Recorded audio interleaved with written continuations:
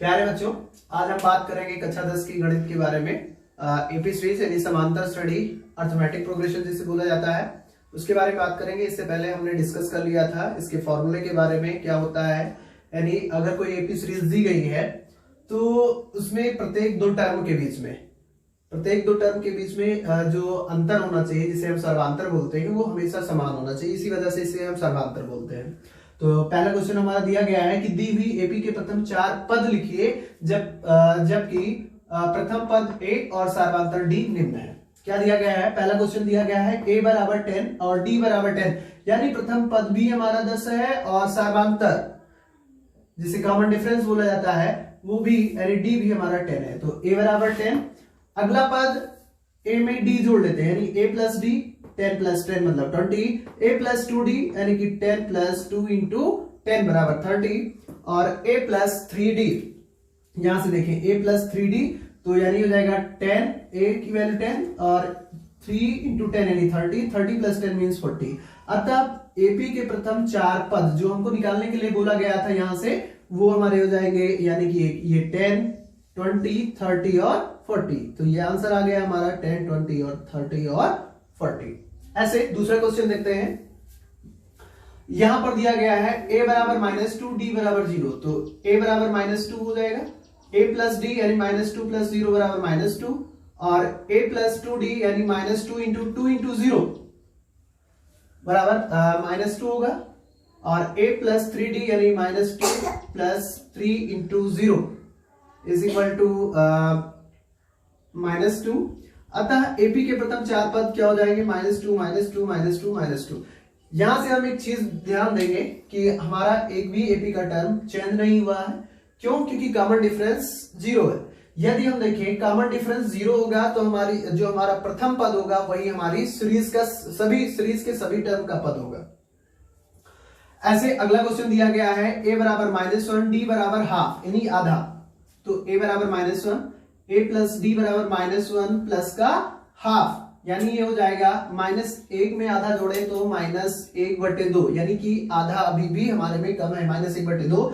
ऐसे a plus 2d की value हो जाएगी -1 प्लस 2 इंटू 1/2, 2 से 2 कैंसिल हो जाएगा, यानी 1 आ जाएगा, -1 प्लस 1 बराबर 0।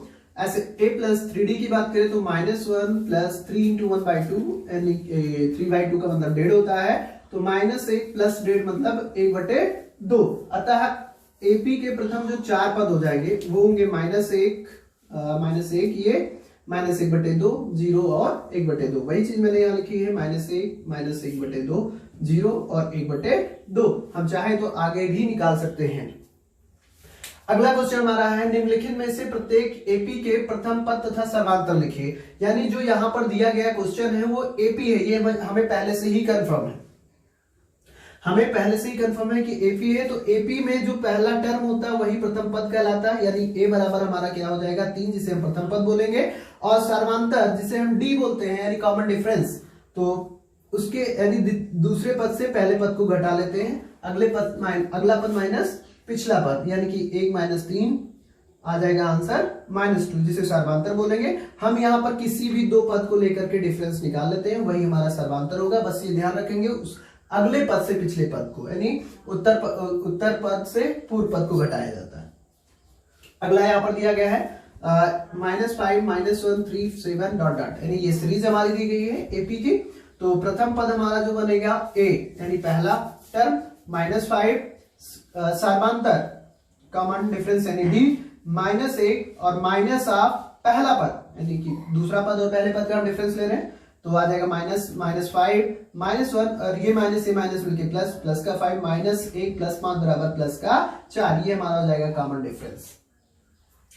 अगला हम निकालते हैं कुछ इसी का। एक सीरीज दी गई 0.6, 1.7, 2.8, 3.9 ... यानी ये सीरीज जो है इनफाइनाइट सीरीज कहलाती है अगर डॉट लगा होता है। तो प्रथम पद a हमारा यही हो जाएगा 0.6, जो सबसे पहले दिया गया है। सर्वांतर कॉमन डिफरेंस इसे बोलते हैं, यानी द्वितीय पद माइनस प्रथम पद, तो 1.7 माइनस 0.6 आंसर आ जाएगा 1.1, यानी कॉमन डिफरेंस हमारा यहाँ पर क्या बन जाएगा 1.1। अब हम अगला क्वेश्चन लिखा है निम्न में से कौन कौन एपी, यानी कि हमें पता नहीं जो भी सीरीज दी गई होगी वो एपी है या नहीं है। यदि कोई एपी है, जो सीरीज दी गई वो एपी है, तो इसका सर्वांतर ज्ञात कीजिए तथा इसके अगले 3 पद और भी निकालना। तो पहला देखें 2 4 8 16 डॉट डॉट, क्या ये सीरीज है, इसको चेक कर लेते हैं। तो दूसरा पद माइनस पहला पद यानी 4 माइनस 2 आ गया 2, तीसरा पद माइनस दूसरा पद 8 माइनस 4 मतलब 4। अब यही देखिए कॉमन डिफरेंस सेम होना चाहिए, लेकिन यहाँ पर सेम नहीं आ रहा है, 2 और 4 आ रहा है, 2 2 या आना चाहिए या 4 4, जो भी डिफरेंस आना चाहिए सेम। यानी हम यहाँ लिखे अतः सर्वांतर डी समान नहीं है, अतः यह एपी नहीं है। अगर एपी है ही नहीं तो हम क्या करेंगे, इसके अगले 3 पद नहीं याद कर सकते। अगला क्वेश्चन, क्वेश्चन नंबर 2, इसी का यानी सेकेंड पार्ट, 2 5/2 3/2 सॉरी 3 और 7/2। यहां से देखें तो 2 का मतलब 2, 5/2 का मतलब 2.5 भी नोट कर सकते हैं, 3 का मतलब 3 और 7/2 का मतलब 3.5। वैसे हम देखें तो यहाँ आधे आधे का डिफरेंस दिख रहा है हमको नॉर्मली। तो पहला यानी दूसरे पद में से पहले पद को घटाते हैं तो 5/2 माइनस 2, एलसीएम लेंगे तो 5 माइनस 4/2 यानी 1/2 यानी आधा, इसको बोलेंगे। फिर तीसरा माइनस दूसरा करते हैं 3 माइनस 5/2 यानी कि एलसीएम लेने के बाद 6 माइनस 5/2 ये भी 1/2 होगा। अतः ए हमारा क्या है, पहला पद जो ए होगा वो 2 हो गया और कॉमन डिफरेंस डी दोनों में सेम आ रहा है, 1/2 आ रहा है, तो डी इज इक्वल टू 1/2 हो जाएगा। अब इसका क्या निकालना है, अगला 3 पद निकालना है। तो अतः अगला 3 पद जो होगा वो जो पद भी दिए, जो भी पद लास्ट वाला पद दिया उसी में हाफ हाफ यानी कॉमन डिफरेंस ऐड करते जाए, अगला मिलता जाएगा। तो 7/2 प्लस 1/2 यानी कि 8/2, यानी 8/2 का मतलब अगर कटेगा तो 4 आ जाएगा। ऐसे जब 4 मिलेगा तो इसका अगला पद निकालें तो 4 प्लस 1/2 यानी कि 8 प्लस 1/2 यानी 9/2 हो जाएगा। इसका अगला पद निकालें तो 9/2 प्लस 1/2 यानी कि 10/2 मींस 5 हो गया। तो ये 4 9/2 यानी इसको लिख सकते हैं 4.5 और 5, ये हमारा क्या हो गया, अगला 3 पद हो गया। हमारी सीरीज दी गई थी 2 5/2 3 7/2, अगला 3 पद हो जाएगा 4 9/2 और 5, ये हो जाता है हमारा आंसर। और इसी के साथ आपकी एक्सरसाइज 5.1 खत्म होती है और अगले दिन हम पढ़ाएंगे अगले एक्सरसाइज। तब तक के लिए धन्यवाद, आप अपना ध्यान रखें।